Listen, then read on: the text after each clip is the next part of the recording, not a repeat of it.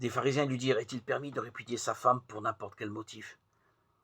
Il répondit: N'avez-vous pas lu que le Créateur au commencement les fit mâles et femelles, et qu'il a dit: C'est pourquoi l'homme quittera son père et sa mère et s'attachera à sa femme, et les deux ne feront qu'une seule chair. Ainsi, ils ne sont plus deux, mais une seule chair. Que l'homme donc ne sépare pas ce que Dieu a uni. Ils lui dirent: Pourquoi donc Moïse a-t-il prescrit de délivrer un certificat de répudiation quand on répudie sa femme? Il leur dit: C'est à cause de la dureté de votre cœur que Moïse vous a permis de répudier vos femmes. Mais au commencement, il n'en était pas ainsi.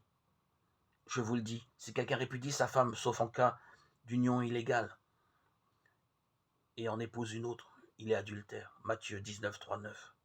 Matthieu 5, 31, 32. Marc 10, 2, 11. Qui lui envisage la répudiation de l'épouse et du mari. La loi juive tolérait la répudiation de l'époque, de l'épouse, en y mettant des conditions. Les scribes du temps de Jésus n'en finissaient pas de discuter des motifs du divorce.